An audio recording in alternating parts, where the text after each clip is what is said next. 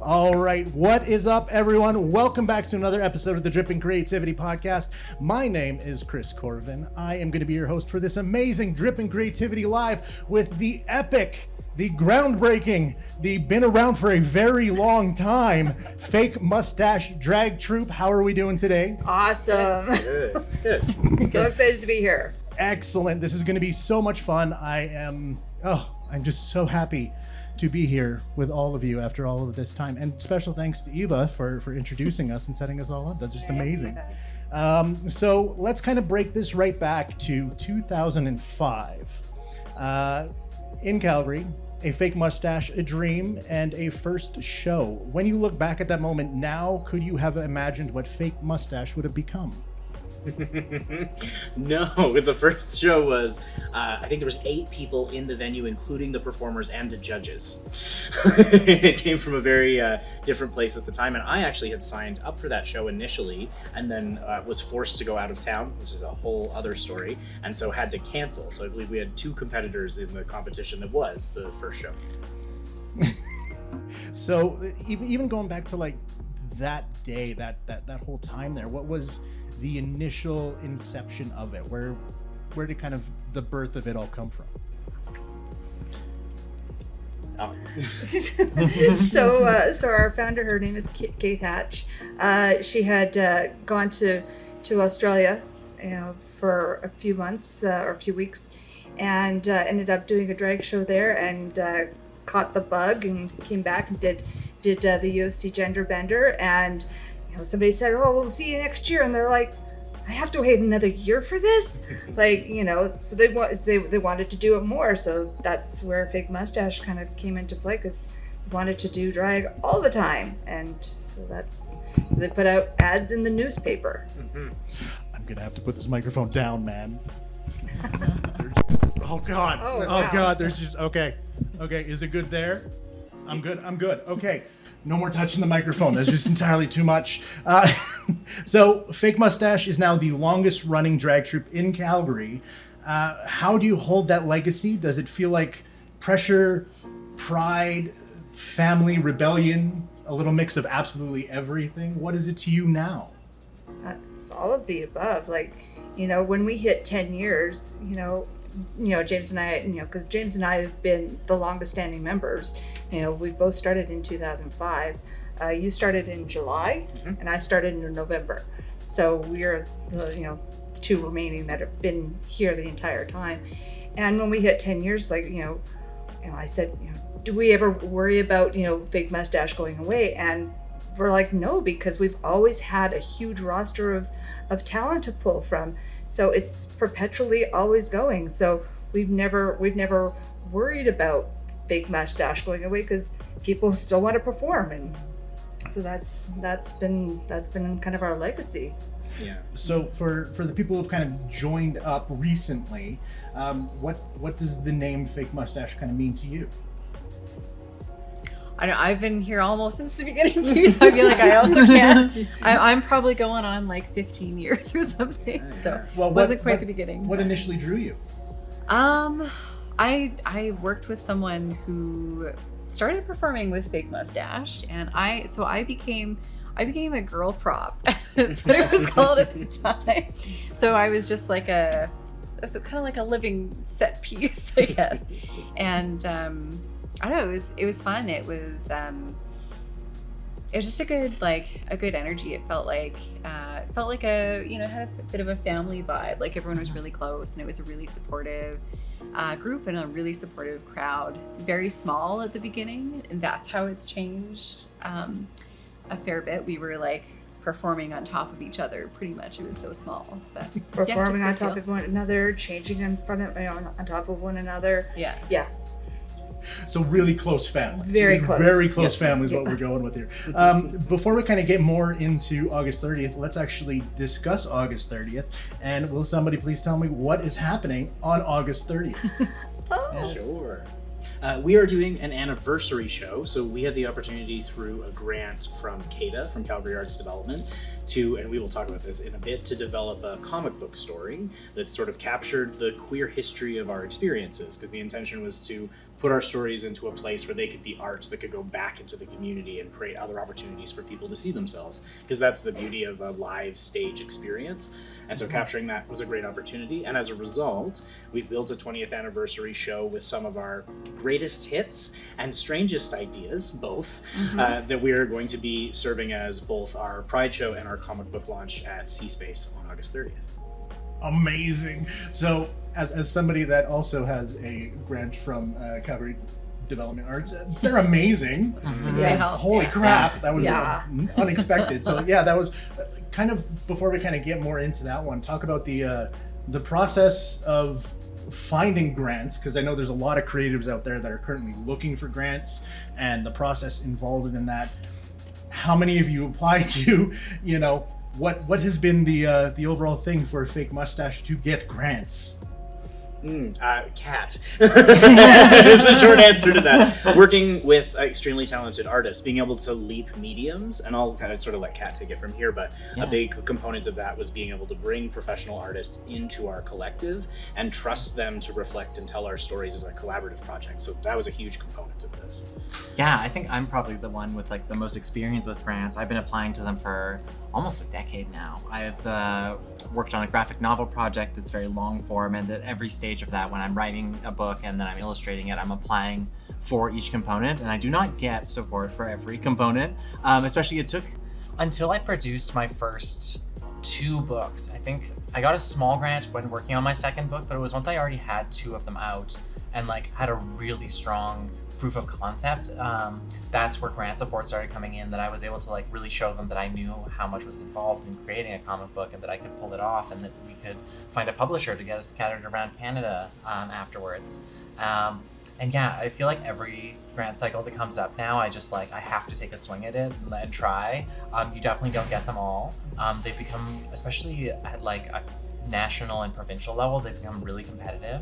I feel like CADA has done a good job of scaling with like the population increase we've had, that CADA grants I feel like are still more accessible for people, and localized, so that projects like this, which like are so localized, can get support and become beautiful little books. Definitely, because I can tell you, after like 55 grants and only getting 1, shit is kind of stressful. Anyways, back to you guys.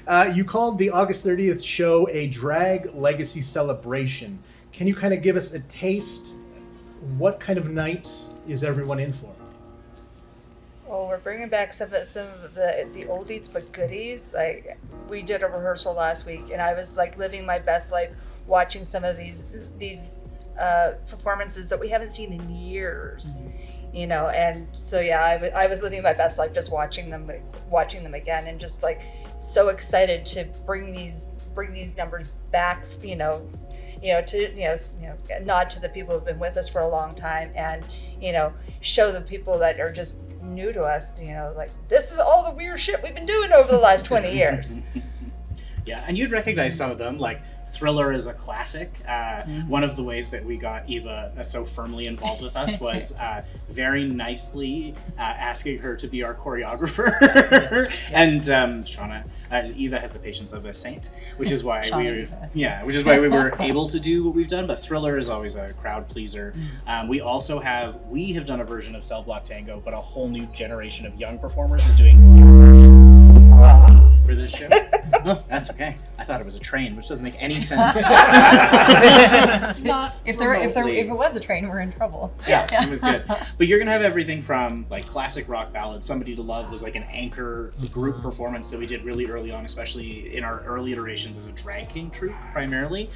And then that flows all the way into the absolute ridiculousness. It's hard for me to explain this, so I'm just going to describe it as 3 inflatable dinosaur costumes and a burlesque number you could never have imagined. That's all in one show, plus Thriller, plus some other fascinating aspects.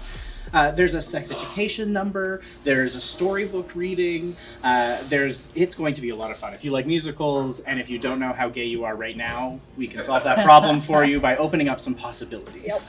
Yep. That's a tagline right there, man. That was amazing. I love that.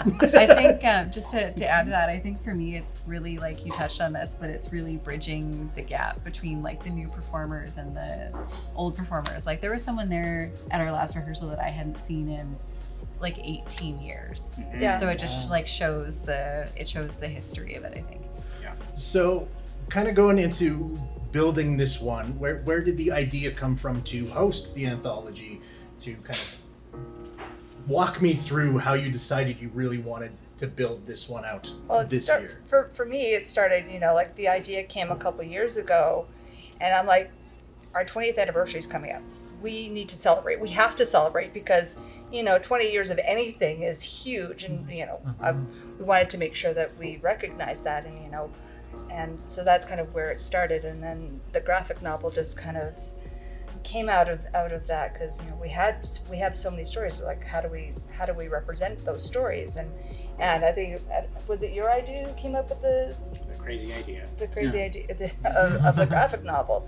And so we applied for the grant and got the money to do it, and it's like, all right. And so it's been this amazing journey with Kat and Kate, who with all of the stories, and seeing ourselves now as cartoon characters.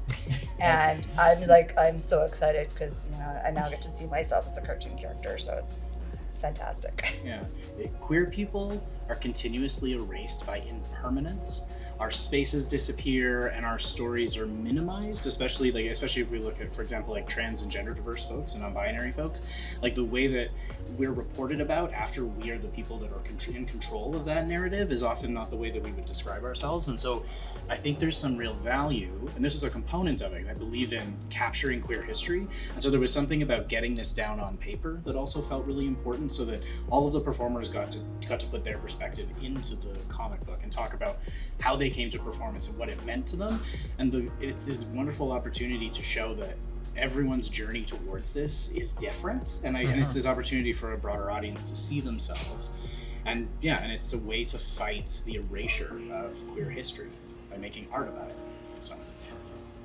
So did you go into that one kind of with that as the key focus, or did that just kind of develop as you were going along and you kind of realized that this was something that could really help with that permanence of it? It was both. We planned for archiving time on this project, and we've already been accepted to the Queer Archives in Toronto. So the backup of all of the material that we worked on archiving for this project is including the almost 4,000 YouTube videos that we have since 2007, which is a pretty significant archive. All of that is actually going to be backed up in the Queer Archives and will be available for things like academic study, but it was also to keep it safe. And so we saw this as an excuse to do that project, which we wanted to do, and then we have the archival material to create something like this. So that's amazing. It's been so nice to have that archive to dig into for, especially when I'm dealing with portraits of people in the community who are going to be reading this book and their friends who are going to be reading this book. So it's been so useful to have this like really deep archive of like breaking down by years and performers and venues and all the different like aspects that I need as an artist to pull this together. Has been graciously put together by the team behind me. That's so cool. Oh no, I didn't even know about the archive. I didn't either. I'm not the only one. We did about 6 months of work before we started the script writing and the interviews for what the comic book became. We went through all of the physical items that I had, that James had, that some of our other performers provided for us, and Kate as well. And I started scanning all of it and getting a digital copy of it so that we had it, so that Kat had something to go off of as well. So amazing. So if there's one thing that I've always noticed when going back over previous things that I've worked on and created, did you find yourself thinking of new ways to do old things? Or new ideas to perform different things? Did anything kind of sparkle in your brain of like, oh, I could really bring this back and do this? And was anything like that kind of brought into what is going to be on the 20th? Well, for me specifically, like, I'm doing a song that I'm known for, but I have to up it. I have to make it sparkly. I have to make it dynamic. I've done the song a lot of different ways over the years. Like I did it as Santa Claus one year, and I'm not going to tell you the name of the song because that will give it away. But She was pregnant. It made sense for Santa Claus. No, I only did that a few years ago. I did that as Santa Claus a few years ago, but I did perform pregnant for quite a number of performances 16 years ago. Yeah. So, but no, this number I'm doing at the show, I'm taking kind of the best little bits and pieces that I've used throughout the times I've done it, and kind of mashing it all together and getting something different. I can relate to that too. Yeah, I'm also taking a number that I don't think I've done in like 12 years, and I'm revamping it. Well, first off, I lost the costume for it, so I have no choice but to create it. But yeah, I think there's a piece about evolution there. It's going back to when you kind of first started out as a performer, and you can see, like, even in the costume details, you can see like how far you've come in the quality of what you're doing now, and it's a kind of a chance to like bring that back and elevate it. Yeah. Were there any happy tears? There should have been happy tears. Oh, there's always. Lots. Oh yeah. Or cringe moments. What about cringe moments? Lots. Yeah. One of the things that was interesting, I think people spend a lot of time looking back at their 20s and being like looking at it but not staring at it too hard. Like we're a little tender with that time. And it was really interesting to go through this archive. And we traveled nationally. We drove to Vancouver. There were people got skunked, people fell in love, people broke up. There were like all kinds of wild things and kinds of self-discovery that happened. Several of us are different genders now, like things change. And so because of that, but it was interesting to look back and genuinely get to say, like, that was a blast. I've had the opportunity through this creative venture to do goofy shit with my friends for 20 years, and we scheduled time for it. We spent weekends together. We went through things in that creative process, and I am fundamentally so grateful for that experience. And I feel really lucky to get to look back at that time in my life and think like that was really cool. And my friends I can see where my friends are now and who they are now, and I really think I'm a better person because of being a component of that cycle of people that were not only creative, but not just competitively creative. I think that's an impact of things like Drag Race, for example, right? Where like not everything has to be a competition. Sometimes like you are a team as artists. And I really thought like we got to build this thing as a team and be there for everybody. And I think that is actually the most important part of what the shows are, is like it's a yes and to get on stage and do something that you care about. And if that is what it continues to be, then we'll continue doing it forever, basically. So. Yeah, for me, like, I've always kind of been the mom, even before I was the mom, and so now I get to help mentor, the younger kids coming in, and it's always been for me, special.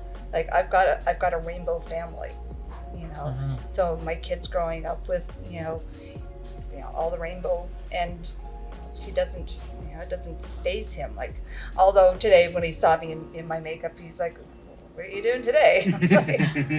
But it's nothing new. He's seen me in all my iterations of drag, so it doesn't. He just looks and goes, "Oh, okay." Well, really, that's how it should. It's not even a thing. It's just okay. That's kind of what we want it to end up being, is that nobody has to question it. It's just you come and enjoy the show.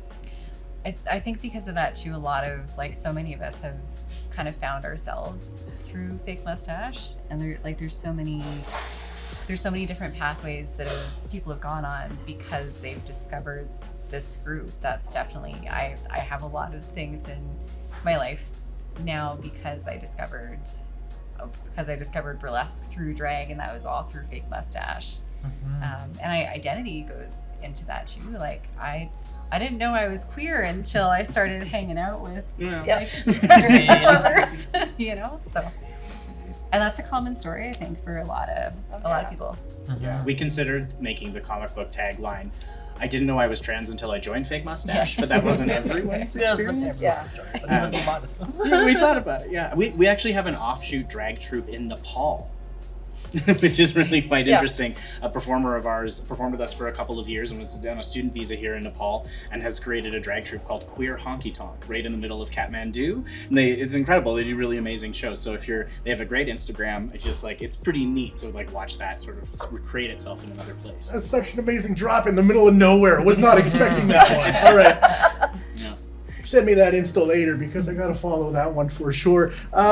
Let's kind of talk about the city there as we talked about kind of developing Fake Mustache.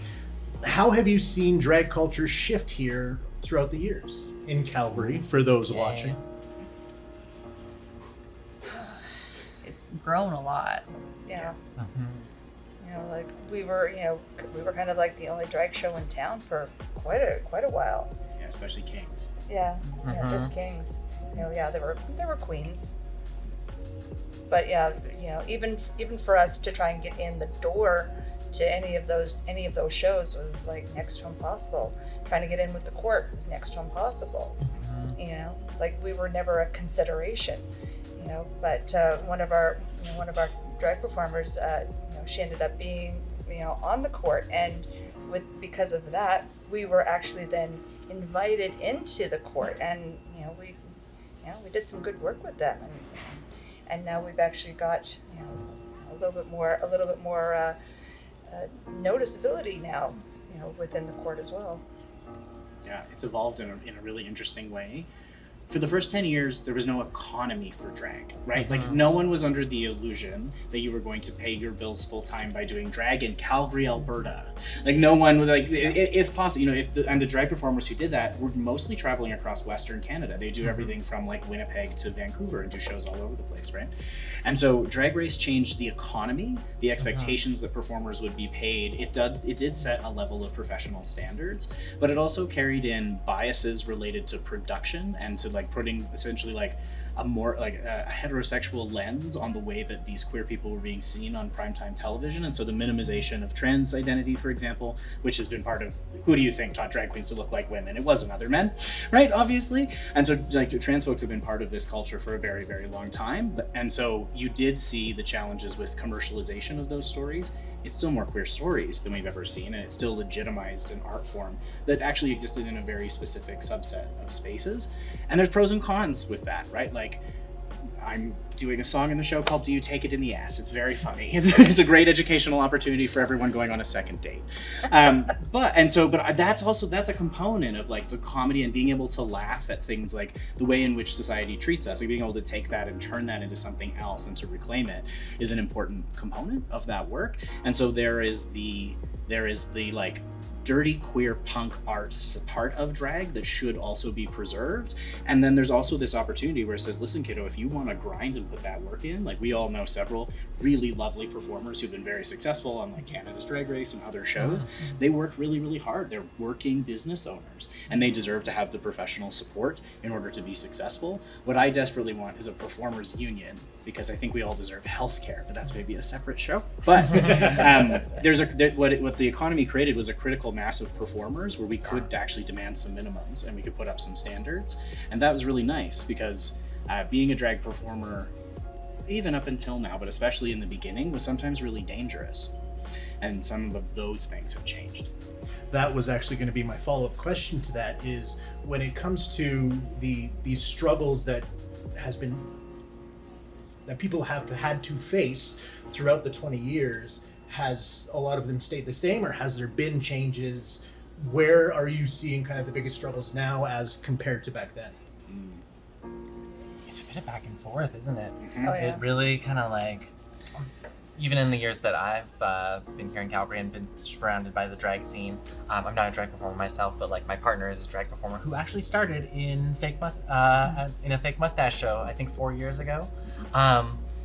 But where was I going with this? Yeah, there's like, I feel like we had like such a strong swing through like, I would say like started leading back like 8 years ago or something. I feel like we really had like a renaissance of like drag and performance and like people like having a lot of acceptance around like trans identity and things. And then just winds have shifted a little bit in the past couple of years, where we're seeing like don't say gay bills and banning books and like even some level like healthcare is up, like trans healthcare for youth has been suspended in this province. Like there's a lot of attacks on our community coming in from high levels of government now. Which, yeah, I don't know, maybe you can speak to like a bit longer scope of that as well, but it feels like we really had something good going for a while, and now it's like things have shifted a little bit, and we have to like dig into community and like remember how to support each other when like the world is starting to get a little bit scary. It's going to teach us the lesson that we've relied too much on tolerance and not enough on legislative compliance. I know that sounds really boring, but it actually makes an enormous difference. Makes 100%. And an important example of this in recent times has been the protests in front of drag readings and drag shows and things like that. There are like very clear bylaws and laws that were completely disregarded to allow for that experience to create problems for queer people, right? And whether that is the system operating the way that it was designed, meaning it's benign but still harmful, or if it's deliberate injustice and deliberately encouraged or not enforced, the point is our elders fought for the rights we have now, and it is now our generation's turn to challenge what are the consequences of violating our rights. And that is an uncomfortable and difficult position sometimes to be in, but it will teach you a lot about who you are and about your rights as a person that's, you know, here the same as anybody else. The second consultation, which is a heinous way to put the mess that the Alberta government is when it comes to trans healthcare, but we protested one of the faked consultations that they decided to do in downtown Calgary, and we actually brought a red carpet and a chair for Daniel Smith because as taxpayers we had questions. And I think that treating ourselves as less than is not to our political advantage. So I think, you know, queer people are the canary in the coal mine. Our rights supersede the destruction of women's rights, for example, and immigrants and other folk and disabled folks, which we're seeing attacked in Alberta right now quite significantly. But every single time queer people in Canada have had their rights improve, it's a pissed off Albertan that's done it, right? So in 1969, Everett Clippert, who was a Calgary City bus driver, his case when it went to trial, right, he was put in prison indefinitely for gross indecency for having consensual sex with other men in 1969. He was imprisoned in the Northwest Territories, and it was his case that changed the criminal code. That's where we get the government doesn't belong in the bedrooms of the nation quote from Trudeau, right? So this legalizes homosexuality. And in 1998, it's an Edmonton City teacher named Delwyn Vriend, who lives in Paris now, lucky and smart, who challenged the education. He was fired as a teacher, and he actually went to the Alberta government, the Human Rights Commission, or the Alberta Human Rights Commission, and they said, you don't have a case. And so he sued the Alberta government at the level of the Supreme Court and won. And a lot of the folks that worked on Bill C-16, which added gender expression and gender identity to the charter, were a lot of folks doing really good work here from Alberta. So I see this challenge as just our turn to embarrass the Alberta government, which is how we get shit done in this country. Man, I could have said that one better myself. Oh, nicely put. I like that. It's gonna be a good clip. That's my clip. Right. Kind of getting back on track here. Let's actually talk about the stunning new comic, the anthology Era 1. We kind of briefly talked on the idea of where it came from, but let's kind of really dig into that and talk me through what you decided to do with the story itself and how that translated to the art, and you know, go off on it. This is your time. Yeah, I can maybe jump in a little bit. So it has been a creative collaboration between, the first volume is written by Kate Hatch, the founder, and then illustrated by myself. And the second half of the book was also inked and colored by Nick Johnson, who's a instructor at AU Arts, a producer, director, amazing storyteller. So I've been surrounded by really talented people. And it's been exciting to like dig into this history that I'm like still connected to, where we're piecing out like, how do we get this whole origin story together, and like how do you pull together all of these different people and pull them into this one little narrative. And it's really cool where there's like the story of like Kate going to Australia and discovering these things, and then coming back and building the Miscellaneous Queer Youth Network and passing out zines. And there's like a panel that I drew of, I think it's Lance, I had done an intro story for, and then at the bottom of that, Kate comes into the panel and passes a zine that has the invitation to Fake Mustache. And it's like those little moments where these other people start getting pulled in. That's where we call it a graphic community memoir. Because we liked the idea of it being a memoir, but we knew that it was about so much more than just any one person. And yeah, that like, then we initially had the ambition of telling the whole 20 years story in like one project. And as soon as we got into writing it, we were like, oh, this is maybe a long form thing. Maybe we release this in issues. Yes. So there's still so many more good stories that James has shared with me, or that Kate's already written, that I'm so excited to get to. It's now like, I still think I need to take a moment to breathe and celebrate the first volume coming out, but then it'll be much like Pass Me By, like, all right, now how do we start making the next one happen? That, going right off of that one, that is one of the hardest things that a lot of creatives have to force themselves to do, I've noticed, is actually take the time to appreciate that you did something amazing and be proud of yourself in that moment. There's always a million other things to do, but so often we find ourselves just kind of moving on to the next thing. It's like, okay, that's great, awesome, next thing. And it's like, no, just take a second, enjoy this. You did this. This is amazing. And this project alone is so freaking amazing and unique. And as everyone who knows, that's exactly how I like all of my shit, is unique and different and just We're way very bigger that. than it needs to be. I love it. Yeah, anyone else want to jump in on the comic book side? Well, yeah, because originally we had broken it down into 4 different eras. So 2005 to 2009, and then 2010 to 15, and then 16 to 20, and 21 to now. But yeah, this first zine is just 2 years. And a lot of it was Kate's origin story, and then my origin story, and a little bit of his origin story, and Lance's a little bit of Lance's origin story. So, and that's only 4 of us of the original 6.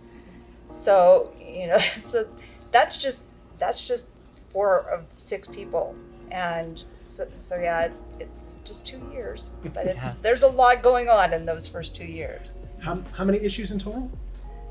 Well, we're hoping for 6 because we want to make a rainbow out of them. Yeah. A rainbow would be ideal. Yeah, no, that's amazing. So can you actually kind of tease a moment or a page or a panel that fans and everyone should actually be looking out for, and maybe, get the feels, or something that hits a little harder, give us something to really want in one of the comic books. What was your favorite panel or cover to draw? Oh, well, actually, one of the things that I enjoyed the most in it, so the whole thing I've sort of modeled after Dykes to Watch Out For by Alison Bechdel. It's this like 4 rows that allows me to cram in sometimes 15 to 20 panels in a page, where I can really tell a lot of story. And up at the top corner for each of them, I've been doing these little title cards where I'm inspired by book covers and movie posters and album art, and these little intro pieces are some of my favorite little pieces to toy with. I get to work with typography and little metaphors for what's coming up in the story. But as for probably my favorite story to illustrate, I think, is the sort of finale of the comic, where the troupe is performing at their first main stage Pride event, and they realize that there's no backstage, so they have to go darting off into City Hall, past the security guard, and cram into an elevator. Yep.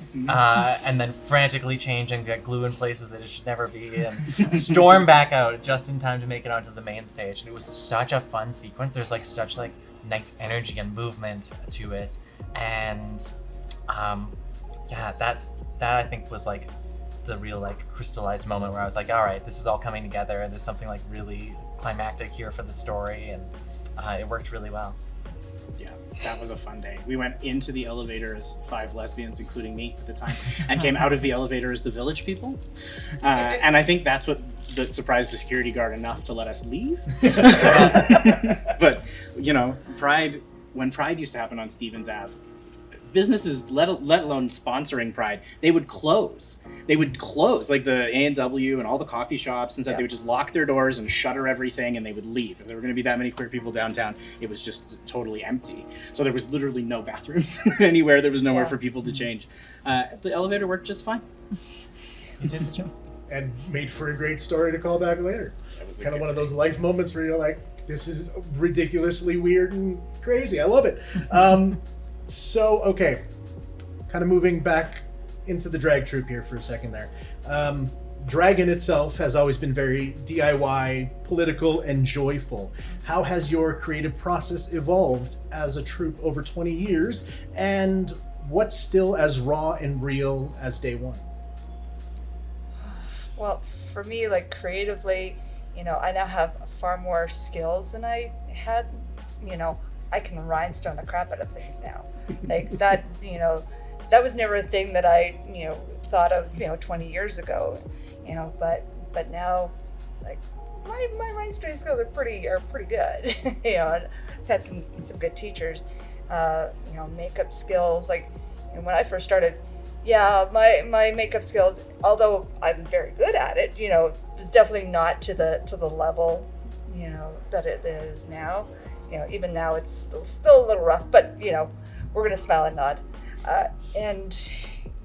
Just costume wise, and I like to do if people are going through things, like sometimes I'll dedicate a song to people. Or when my cousin passed away, who is also in the comic book, so there's a nice reference, nice callback to my cousin who got me into drag in the first place. And sorry, I lost my train of thought. That usually doesn't happen for me. but yeah, costuming, like I dedicated songs after she passed, and it's a space that I love being up on stage. I love telling a story. I love it's just fun for me. I've always enjoyed it. I'm a public speaker professionally now, which I would not have gained those skills. I did a sex show on CJSW in the middle of the night, and I emceed drag shows, and that's what taught me how to be in front of an audience, and I use that in my work all the time. And then Eva taught me to dance, which was absolutely necessary. Yes. And I have never regretted learning to move, which was very helpful. So yeah, made a big difference. There's a lot in that question, but I've taken so much from getting involved with Fake Mustache. I found burlesque, which is, mainly what I do now. I've just discovered so many different pathways in the arts, and they all kind of all those things date back to Fake Mustache. So I think while there's been a lot of change and there's been a lot of growth, similarly, like I was gluing a lot of my costumes, and now I do my own costuming, and I do commissions for people sometimes. And so while I think the quality has changed, I think you mentioned like what stays the same. So I think something that always stays the same, and this goes for me, this goes for both drag and burlesque, because throughout history they just have always done this. But there's always something political. There's always a political aspect to both of those art forms, and there's always something so personal. I think about like the difference, a huge difference between like just dance and burlesque, or dance and drag, is that, and I somebody said this and I can't remember who, but I always remember it. With dance, you see like a moving body. You see like what the body can do, and with drag and with burlesque, you see a person on stage. You're seeing the person, and I think you're seeing so many different aspects of that person, being revealed in such a kind of intimate way. It was beautiful. Thanks. It was so good. Okay, so who are the drag kings, cultural movements, or creators that helped you find your swagger? Are there any baked into the anniversary show or comic book that we should be looking out for? Wow, there's Bruce Lee, who's the first drag king I ever met, who's a Calgary local, and bartended at Twisted for years and years, and worked for the post office, and so her perpetual joke was, I'm a mailman and a drag king, right? And it's like a whole... Heard that one. Yeah, but yeah, Bruce was an icon, and like made a lot of space for people at the time. And then way back in the court days, there was also Matchbox Max, who was one of the few drag kings who did work with the court, and definitely, and is still like a queer elder that I'm in connection with, which is interesting. And so there were people, but there was very few. It was like there was like one drag king maybe for a broad field. Yeah. And one of the things that Fake Mustache has influenced is, so when Fake Mustache started, if you were a trans person doing drag, let's say you were a trans man doing drag, if you did anything feminine in your drag, that could discount your ability to access healthcare. You were supposed to perform your gender full time, which included performance and hobbies, in a gendered way. These are what we call the Harry Benjamin standards of care, which normally we work on a consent model now, but at the time it operated in a different legal context. And so we had to be really careful. We never limited what anyone did on stage, but we were really careful about like where the videos went, or if we took videos, we were really careful about how we tagged and that kind of thing. The digital world does create more exposure for queer people, and this can be especially difficult for queer folks that are also immigrants or refugees, right? There's sort of a double down effect, and that global connection can be complex. So we were always really thoughtful because of that about how we organize those kinds of things, because there was a lot of different things to consider at the time, and we got to have this space together, but that didn't always mean the world around us was ready for what we had created, and sometimes frankly we weren't creating it for them, right? And that was actually like a component of what was powerful about it. Yeah, sometimes we were just performing for each other.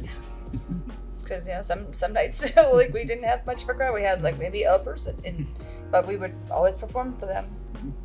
Telling us how it goes, man. Oh yeah, Indie all the way. of course.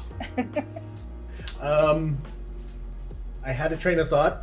You stole it. I'm sorry. It's gone. My bad. So we're just getting any final thoughts before I move on to the next question. No? Okay. Go ahead. So, okay, you have performed on hay bales, change behind food trucks, elevators, as we've discussed, and braved white-knuckle road trips. Any stories from the trenches that sum up the chaos and love of the last 20 years that we have not already heard today? One of our trips to Edmonton, we were performing with Alberta Beef, who was one of the drag king troops up in Edmonton. Great name. Just So we got to the venue.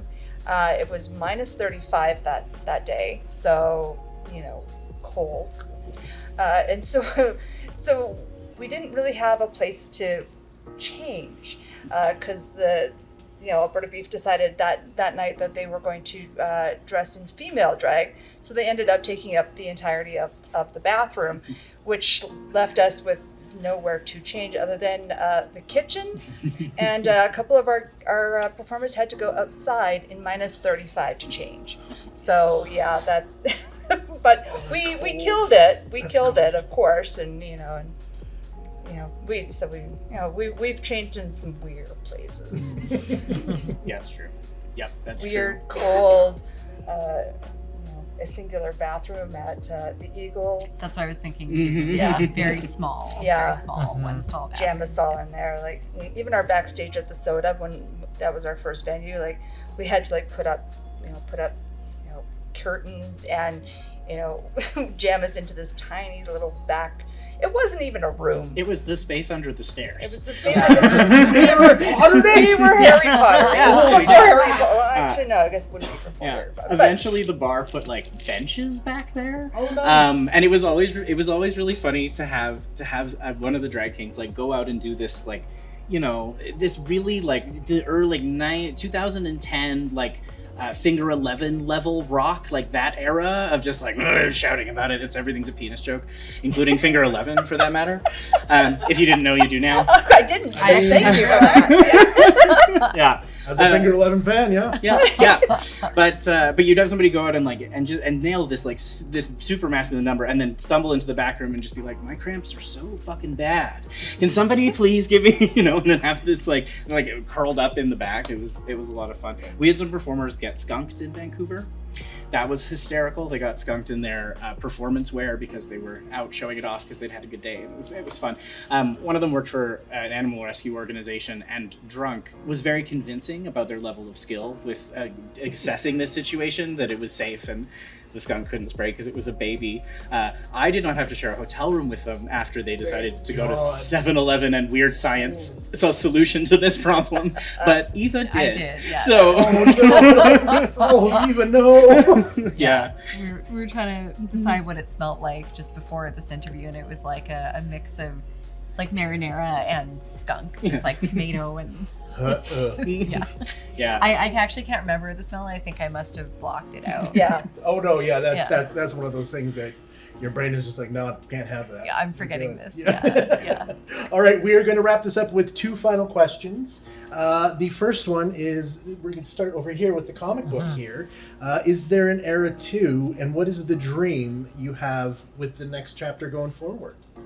Oh yes, definitely era 2.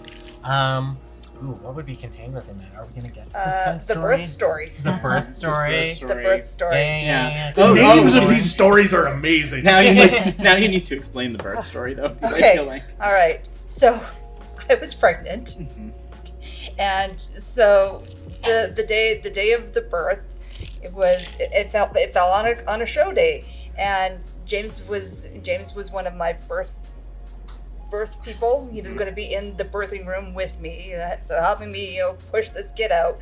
And so this is before social media. This is before we had good cell phones to text with. So it was like the flip phone, and you had to do that. 3333444. Exactly. 7. So so we'd started.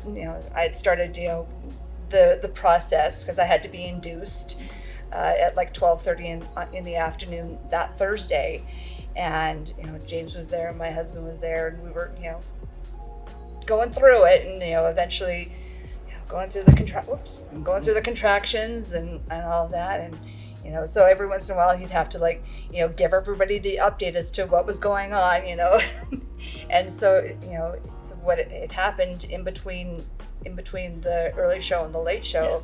I gave birth at like 8:46 or something like that, and so then it got announced at the show. right at intermission. Yeah, it was live baby updates all night. Even prior to that, like when I found out I was pregnant, at the show, or like backstage, I said, "You're all gonna be uncles." Only one of them caught on, and the rest of them are looking at me like, "What?" I'm like, "You're all gonna be uncles," and then they all clued in, and it was hilarious, and so So that one's definitely going in. Oh era yeah, 2. it's Yes. much to my kid's chagrin, but whatever. It's part of our history, and it's it's a great story that James tells a lot. So with era 2, are you going to maintain kind of the same art style, or are you going to try changing up the format? I would love to maintain. I think that I want to have like a through line through the whole series that makes it feel like a cohesive volume. I think that we have some ambitions of once we have a few of the issues out, trying to do a collected edition, see where we can take things from there. But Trade back. Exactly. So having something where they all fit together really nicely, I think would work very well. We haven't set up a specific timeline, but I would love to have another volume coming out for Pride of next year sort of thing. How long did it kind of, go from inception to completion there? How long was the process for you to kind of storyboard it all, put it all together, work through all that? I think we started having conversations in November of last year? Yeah, we got the grant. We got a notification end of September last year. Yeah. So we did all the archiving. We built the whole thing in a year, basically, which was remarkable. It was impressive. It was really that's insane. Oh yeah, Yeah, and everybody here, it was a total collaboration, and we were very, very lucky to sit down and have a very clear vision, and people were so generous with us with their time and their stories. Yeah. Mm-hmm. Yeah. All right, and then finally, the final question of the night here. If someone's never been to a Drag King performance, what would you want them to feel when they walk into your show and then walk out? Accepted, come in and because we our base is across the board. There is not one kind of person that comes to our show. And he always says if you don't feel something, feel a little gayer, by the time you leave, we haven't done our job. That's correct. So That's a good goal to have. Yeah.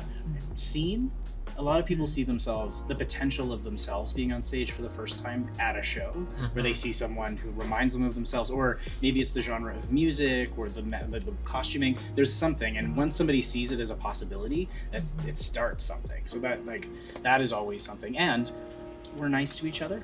I know that this seems like but in performance communities, because there is this principle, and actually Eva speaks really well about this, of scarcity, this assumption that as an artist, I must live in scarcity.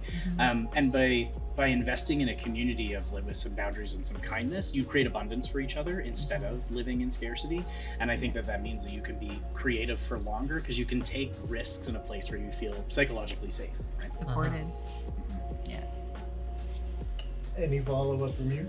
I think that's I don't know. I think that's a good It's a good space. closer Yeah, right there. I would kind of say the same thing, seen and supported. Yeah. Seen, supported, and inspired, hopefully. Yeah. Yeah. Yeah. And I just then- want to say, like, we finally had a show on, down in the States called The King of Drag, and it was nice to see kings being represented on screen for the first time ever, and even watching like the backstage, of it. It was the camaraderie, and we're all like, that's how it should be. That's how we run our shows. Like, there's none of this weird drama that is shown on other shows, and it was nice to be represented, and like I was just like, some of those shows, some of the episodes, I was like, yes, thank you, like it felt great to be represented,